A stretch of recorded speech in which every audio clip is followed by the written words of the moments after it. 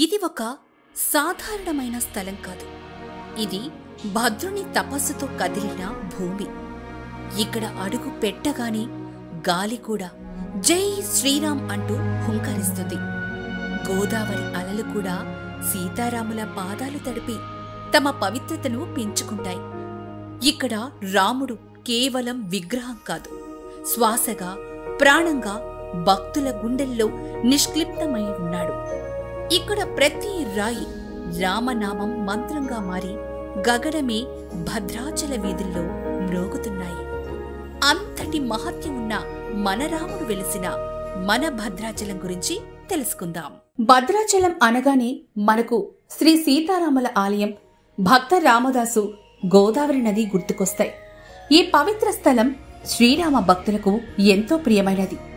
శ్రీరాముడు స్వయంగా తన భక్తుడైన భద్రునికి దర్శనమిచ్చిన స్థలం కావడంతో భద్రాచలానికి ఒక ప్రత్యేకత ఉంది. ఇక్కడ ప్రతి ఏడాది శ్రీరామనవమి వేడుకలు అత్యంత వైభవంగా నిర్వహిస్తారు.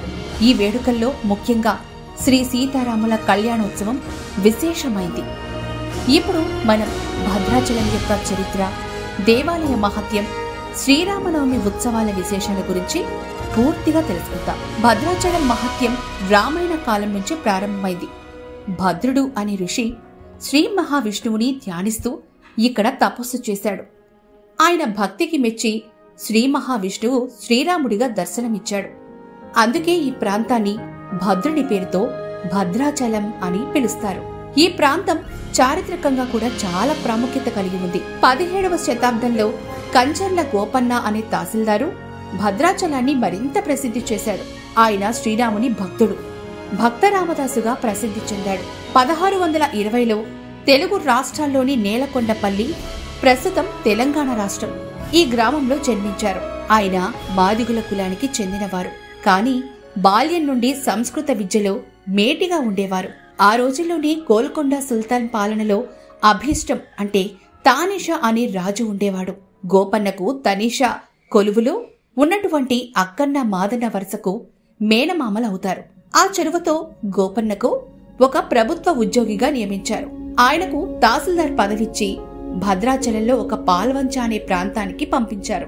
విగ్రహంగా వెలిసిన రాముడికి సరైన ఆలయం లేదని, ఎలాగైనా శ్రీరాముడికి గొప్ప మందిరం కట్టించాలని అనుకుని తన కీర్తనలతో ప్రతి గ్రామానికి వెళ్లి భద్రాద్రిలో రాముడి ఆలయ నిర్మాణం చేయాలని గోపన్న సంకల్పంను ప్రజలకు తెలియచేసి దానికోసం విరాళాలు సేకరించారు. అలానే ప్రభుత్వ అనుమతి లేకుండా ప్రజల నుంచి వసూలు చేసిన 6 లక్షల పన్నుని ప్రభుత్వానికి ఇవ్వకుండా ఆలయ నిర్మాణానికి ఉపయోగించాడు. ఆలయం గొప్పగా నిర్మించబడిన తర్వాత ఈ విషయం తానిషాకు తెలియడంతో నవాబ్ తానిషా కోపంతో గోపన్నను జైల్లో 12 ఏళ్ల పాటు నిర్బంధించాడు. గోపన్న రోజు జైల్లో రామా రామా అంటూ భజనలు చేసేవాడు. ఈ సమయంలోనే రామదాసు కీర్తనలు పుట్టాయి. జైల్లో రామదాసు పడుతున్న కష్టాలు చూసి ఒకరోజు రాత్రి శ్రీరామ లక్ష్మణులు గోల్కొండ రాజైన తానీషారాజు స్వప్నంలోకి మారువేషంలో వచ్చి గోపన్న కట్టవలసిన రుణం తీర్చడానికి వచ్చామని బంగారు నాణేలతో చెల్లించారు. ఆ రసీదు రాజు తన దగ్గర పెట్టి వెళ్లిపోతారు. తానీషారాజు తన దగ్గరకొచ్చింది శ్రీరామ లక్ష్మణులు అని తెలుసుకుని ఆశ్చర్యపోతాడు. భక్త రామదాసును విడుదల చేసి ఈ మహిమను చూసిన తానీషారాజు మొత్తం నాణేలు గోపన్నకే తిరిగి ఇచ్చేయగా గోపన్న వద్దు అని చెప్పి కేవలం 2 నాణేలు మాత్రమే శ్రీరామునికి గుర్తుగా తీసుకుని వెళ్లిపోతాడు. ఆ తర్వాత గోపన్న భద్రాచలం ఆలయంలో జీవితాంతం రాముడి సేవలోనే లీనమయ్యాడు. ఇప్పటికీ భక్త రామదాసు రచించిన కీర్తనలు భక్తి సంగీతంలో అత్యంత ప్రాముఖ్యం కలిగి ఉన్నాయి. ఈ అద్భుత సంఘటన భద్రాచలం పవిత్రతను మరింత పెంచింది. భద్రాచలం ఆలయ విశేషాలు. భద్రాచలంలో ప్రధానంగా ఉన్నది శ్రీ సీతారామచంద్ర స్వామి ఆలయం. ఈ ఆలయంలో స్వామివారు పద్మపీఠంపై దర్శనమిస్తారు. శ్రీరాముడు, సీతాదేవి, లక్ష్మణుడు కలిసి ఒకే రాతి శిలపై చెక్కబడ్డ విగ్రహాలు ఇక్కడ ఉన్నాయి. ఆలయం చుట్టూ గోదావరి నది ప్రవహించడం భక్తులకు పవిత్రతను కలిగిస్తుంది. భద్రాచలంలో రాముడు కొలువైన తీరును వైకుంఠ రామాలయం అని కూడా అంటారు. ఆలయానికి సమీపంలో పర్ణశాల, జటాయువు మండపం, శబరి ఆశ్రమం వంటి రామాయణ సంబంధిత ప్రదేశాలు ఎన్నో ఉన్నాయి. భద్రాచలం శ్రీరామనవమి ఉత్సవాలు. భద్రాచలంలో శ్రీరామనవమి అంటే భక్తి, వైభవం, ఆనందం. ప్రతి ఏడాది చైత్ర శుద్ధ నవమి రోజున శ్రీరామనవమి ఉత్సవాలు ఘనంగా నిర్వహిస్తారు. ముఖ్యంగా శ్రీ సీతారాముల కళ్యాణోత్సవం అద్భుతంగా జరుగుతుంది.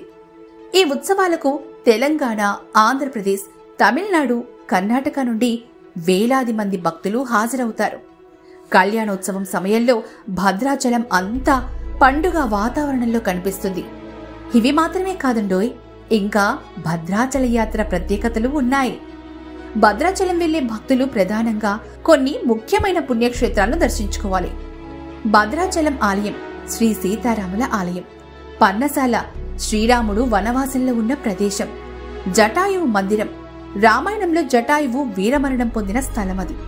ఇక గోదావరి నది పవిత్రమైన నది. ఇక్కడ పుణ్యస్నానం చేస్తారు. రామగిరి కొండలు భద్రుని తపస్సు చేసిన ప్రదేశం.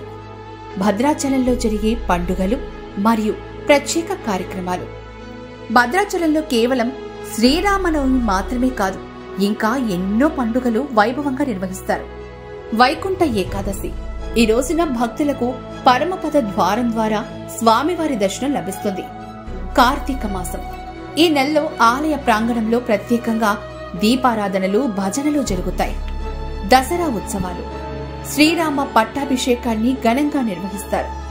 హనుమత్ జయంతి భక్తులు ప్రత్యేక పూజలు చేస్తారు. ఈ క్షేత్రాన్ని ఒక్కసారైనా దర్శిస్తే మన జీవితానికి ఒక అర్థం ఉంటుంది. జై శ్రీరామ్.